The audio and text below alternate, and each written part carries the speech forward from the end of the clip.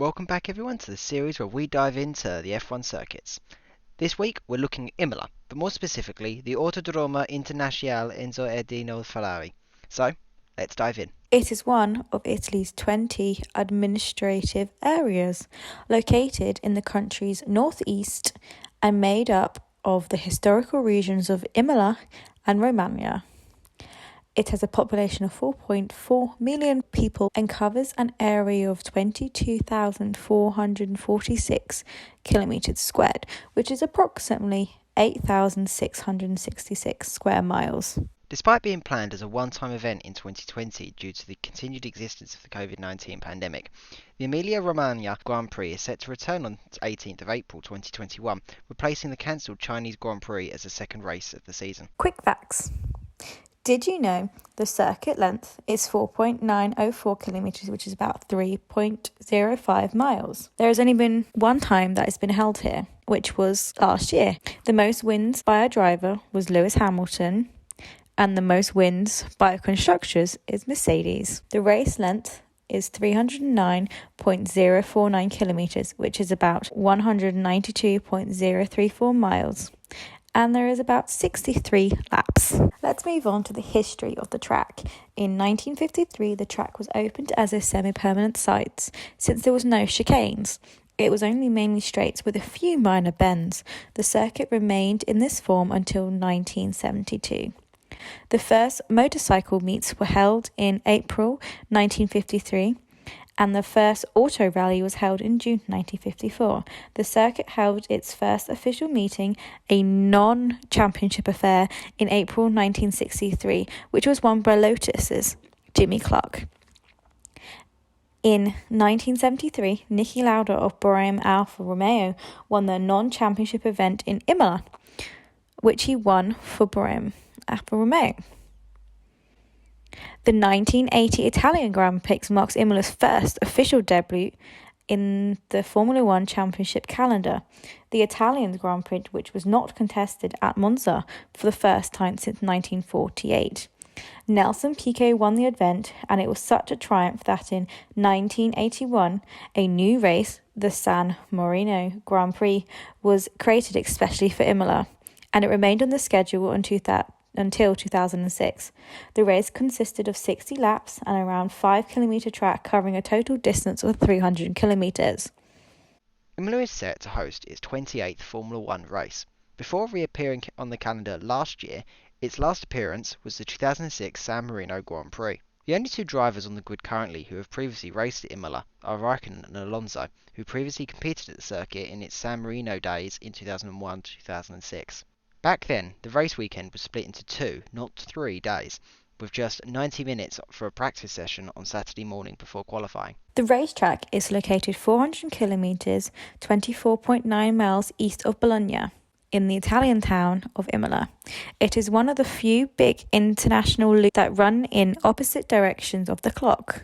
The track is named after Enzo Ferrari's late founder, and his uncle, Alfred Ferrari, who died in 1956 at the age of 24. The track is an FIA Grade 1 certified. Right, let's look at the different layouts of this track.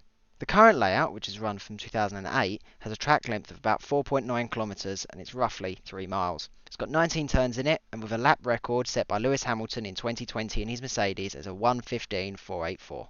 The motorcycle layout for this track has a length of just over 4.9 kilometres, again 3 miles. It's got 20 turns in it, with a lap record set by Shaz Davies in 2019 with a 1:45.727. The previous layout for this track, which ran from 1995 to 2006, has a track length of about 4.9 kilometres. Again, we're at 3 miles. It's got 22 turns in it, with a lap record set by Michael Schumacher at a 1:20.411. The original layout with the Acqua Minerali chicane, which ran from 1981 to 1994, has a track length of over 5 kilometres. We're at 3.1 miles here, folks, with 22 turns on this track. The lap record here was set by Damon Hill in his Williams Renault in 1994 with a 1:24.335. And the original layout for this track, which first appeared in 1980, has a track length of exactly 5 kilometres. We've got 20 turns here, and has a lap record set by Alan Jones in this time his Williams Ford as a 1:36.089 in 1980. Last year's rundown. At the start, Bottas took the lead from pole, while Max Verstappen passed Hamilton to set up from third to second. Bottas struck some debris on the track on the second lap, causing damage to his car and halting his momentum for the rest of the race. Daniel Ricciardo moved up from fourth position after passing Pierre Gasly at the start, only for Gasly to retire from the eight due to a leak. Bottas and Verstappen pitted for new tyres early in the race. Hamilton pitted during the virtual safety car, which allowed him to pit faster than his competitors and taking the lead after the first round of pit stops. Verstappen finally crossed Bottas, only for his car to abandon on the tracks and get stuck in the gravel traps at Boulogne chicane due to tyre failure. This brought out the safety car and bunched up the field for the final few laps of the race. Russell, who'd been running in 10th, spun and crashed his Williams into the wall while attempting to warm his tyres during the safety car at the time.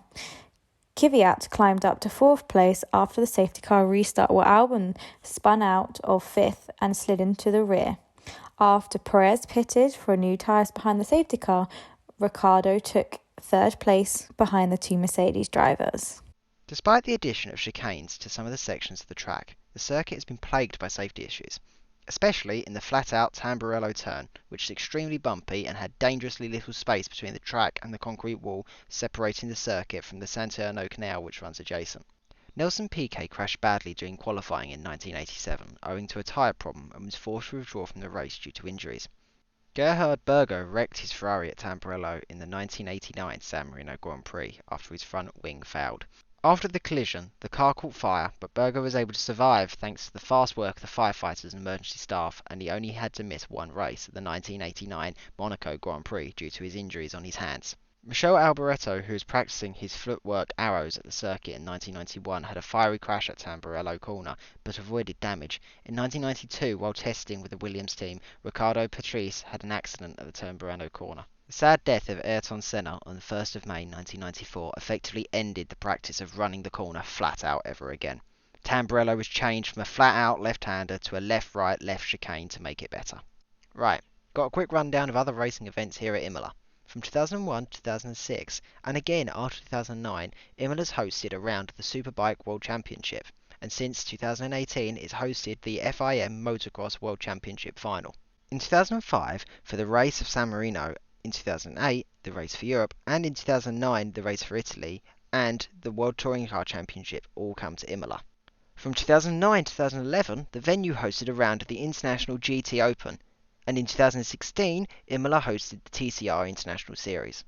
The 6 Hours of Imola was resurrected as well in 2011 and introduced as a season event to the Le Mans Series and Intercontinental Le Mans Cup until 2016. It has hosted the 12 Hours of Imola, a round of the 24-hour series since 2017. The track was also part of the finishing circuit for the 1968 UCI Road World Championships, which saw Italian cyclist Vittorio Aldani win by 10 minutes and 10 seconds over runner-up Hermann van Spiegel in the second largest winning margin in the championship's history after George Ronessi's triumph in 1928. Michel Denseni and Dorni's countrymen won bronze, and 5 of the top 6 finishers were Italians. Stage 11 of the 2015 Giro d'Italia was won by Ilnur Zakarin, and at Stage 12 of 2018 Giro d'Italia was won by Sam Bennett, who were also held at the circuit. On September 27, 2020, the circuit hosted the start and finish of the UCI Road World Championships. Don't forget to subscribe. We aim to post more videos on the F1 tracks as the season gets going, and lots of other videos too. If you have any ideas or just want to comment, please do. We love reading them. Just another plug, remember that we've got a podcast, Chassis Chatter, made by us at Curbshaw F1. You can find it on Spotify, YouTube, and hopefully many other streaming platforms to come soon. Remember to check it out. Thank you for watching, and don't forget to like and subscribe and turn on the video notifications by hitting that bell. You can also follow us on Insta, Twitter and Facebook at Curbshaw F1 for more F1 and behind the scenes.